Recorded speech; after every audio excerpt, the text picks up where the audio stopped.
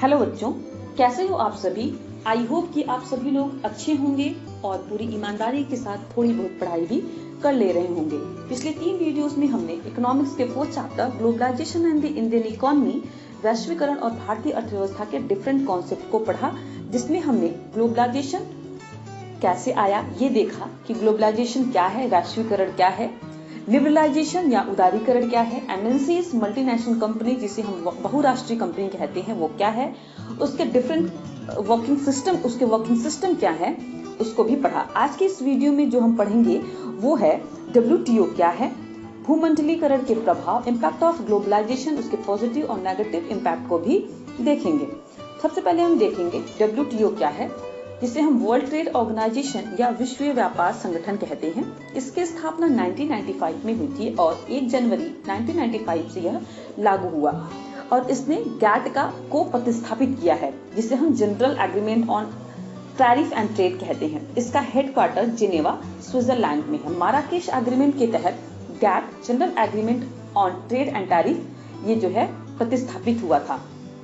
ठीक है, तो WTO गैट का ही उत्तराधिकारी है। गैट एक मंच था जहां सदस्य देश जो मेंबर कंट्रीज थी वो टाइम टू टाइम एकत्रित होते थे और जो भी वर्ल्ड ट्रेड या विश्व व्यापार से संबंधित जो भी समस्याएं होती थी उसके बारे में वो डिस्कस करते थे और उसका सॉल्यूशन निकालने की कोशिश करते थे। परंतु जो WTO है, वर्ल्ड ट्रेड ऑर्गेनाइजेशन है, यह एक सुव्यवस्थित और स्थायी विश्व व्यापार की संस्था है।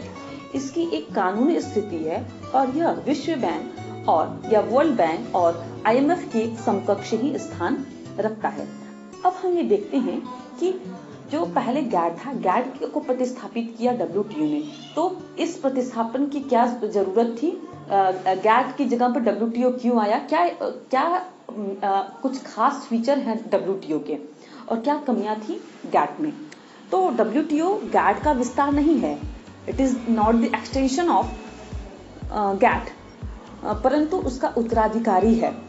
इसने गैट को पूर्णतः प्रतिस्थापित किया है। गैट की कोई कानूनी स्थिति नहीं थी, जबकि WTO की एक कानूनी स्थिति है, उसका एक लीगल स्टेटस है।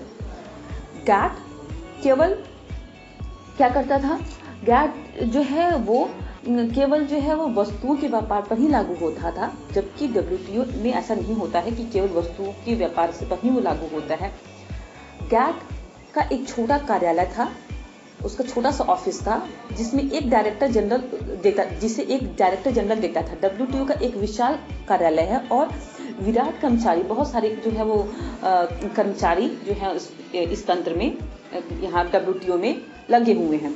गैट एक मंच था जिस पर सदस्य देश विश्व व्यापार समस्याओं पर विचार करने, उसे सुलझाने के लिए दशक में केवल एक बार ही मिलते थे। लेकिन WTO सुस्थापित नियमबद्ध विश्व व्यापार संगठन है जहां समझौतों पर निर्णय जो है वो समयबद्ध होता है और दिनांक मतलब डेट, ड्यूरेशन, अवधि केवल सदस्यों जो सदस्य मेंबर कंट्रीज हैं के एक मत द्वारा ही बढ़ाया जा सकता है। आई होप कि आपको WTO, गैट और दोनों में डिफरेंस समझ में आ गया होगा। हम देखते हैं कि WTO की जरूरत आखिर इसकी क्या इंपॉर्टेंस है। शुरुआती दौर पर बहुत ज्यादा फोकस डेवलपिंग कंट्रीज पर था। ऐसा क्यों था? क्योंकि ये माना जाता था कि ये डेवलप जो कंट्रीज हैं या जो विकसित देश हैं वो अनैतिक तरीके से ट्रेड बैरियर, व्यापार बाधाएं विकासशील देशों पर, डेवलपिंग कंट्रीज पर लगा रहे हैं, जो कि डेवलपिंग कंट्रीज या विकासशील देशों के लिए हार्मफुल है। कई बार इन्हें अपनी व्यापार बाधाओं को कई बार क्या होता है कि जो डेवलपिंग कंट्रीज है, विकासशील देश हैं, उन्हें अपनी व्यापार बाधाओं को हटाने के लिए भी कहा जाता है कि आप अपने जो भी व्यापार बाधाएं हैं, ट्रेड बैरियर्स है, उसको हटाइए। ट्रेड बैरियर्स के बारे में मैंने आपको पिछले वीडियोस में बताया है कि ये क्या होता है, जैसे कि आपने पढ़ा था कोटा, टैरिफ, इन सब के बारे में। आप उस वीडियोस में इसके बारे में पढ़ सकते हैं, जान सकते हैं। एक बहुत अच्छा एग्जाम्पल है कि अमेरिका की गवर्नमेंट ने अमेरिका के जो किसान थे उनको बहुत सारी सब्सिडी दे दी, जिससे वे सस्ती दरों पर अपना प्रोडक्शन कर सके। क्योंकि वो सस्ती दरों पे प्रोडक्शन कर रहे थे, उत्पादन कर रहे थे, जिससे वो सस्ते सामान मार्केट में बेचने लगे। अब हुआ ये कि अगर जो डेवलप कंट्रीज हैं उनके किसान अगर सस्ती दरों पे सामान मार्केट में बेचने लगेंगे तो जो डेवलपिंग कंट्रीज या विकासशील कंट्रीज के जो भी किसान हैं उनका क्या होगा। तो ऐसे में विकासशील देशों को प्रोटेक्ट करना डब्ल्यूटीओ का एक मेजर कमिटमेंट था, जो कि दोहा राउंड का एक मेन फोकस था। उस राउंड में यह मेन फोकस किया गया कि हम डेवलपिंग कंट्रीज को कैसे प्रोटेक्ट कर सकते हैं डेवलप कंट्रीज से। ठीक है, अब हम ये देखते हैं कि हम बात करते हैं कि जब कोई भी रिफॉर्म या बदलाव आता है तो निश्चित तौर पर हमारी इकोनॉमी या अर्थव्यवस्था प्रभावित होती ही है। अगर व्यक्ति या पर्सन के पर्सपेक्टिव से देखा जाए तो हमारे पास तो बहुत सारे चॉइस हो जाते हैं। अगर हम ग्लोबलाइजेशन की बात करें तो ग्लोबलाइजेशन से अगर हम एक इंडिविजुअल पर्सपेक्टिव से बात करें और इंडिविजुअल पर्सपेक्टिव से देखें तो हमारे पास बहुत सारे चॉइस हो जाते हैं। दूसरी तरफ एमएनसीज आती हैं, मल्टीनेशनल कंपनीज आती हैं, उनका उससे क्या होता है कि उनका इन्वेस्टमेंट बढ़ता है। क्यों इन्वेस्टमेंट बढ़ता है? क्योंकि उनके पास पैसा ज्यादा है इन्वेस्ट करने के लिए, तो वे अपने प्रोडक्ट को सस्ते दामों पर मार्केट में ला सकते हैं। इससे क्या होता है कि हमें सस्ती चीजें जो है मार्केट में मिल जाती हैं। अब क्योंकि वो एमएनसीज जो हैं वो यहाँ आती हैं तो वो निवेश यहाँ पर करती हैं, इन्वेस्टमेंट करती हैं, तो निवेश में हमेशा टेक्नोलॉजी बदलती रहती है। तो इन्वेस्टमेंट में वो क्या करती हैं, वो नए टेक्नोलॉजी लेकर आती हैं यहाँ पर, और ये हमारे लिए जरूरी है ताकि हम ज्यादा अच्छे स्टैंडर्ड मैच कर सकें, अप टू डेट रह सकें टेक्नोलॉजी से। कई सारी कंपनीज जो इंडिया में आई, Tata motors, Infosys, Sundaram, Asian paints, जब ये इंडिया में आई तो अपने साथ बहुत सारे वर्क भी लेकर आई। क्योंकि अगर कोई भी कंपनी हमारे यहाँ आएगी, अगर हमारे यहाँ इन्वेस्ट करेगी तो ऑब्वियसली वो यहाँ के लेबर को हायर करेगी, यहाँ के लेबर को जो है एम्प्लॉयमेंट देगी, क्योंकि उनको सस्ते दर पे यहाँ पे श्रमिक जो है वो मिल जाएंगे। इससे उनको तो बेनिफिट होगा ही, साथ में जो डेवलपिंग कंट्रीज होती हैं उनको भी बेनिफिट होता है, क्योंकि उनके जो श्रमिक हैं, उनके जो लेबर हैं, उनको जो है वो रोजगार मिल जाता है, एम्प्लॉयमेंट मिल जाता है।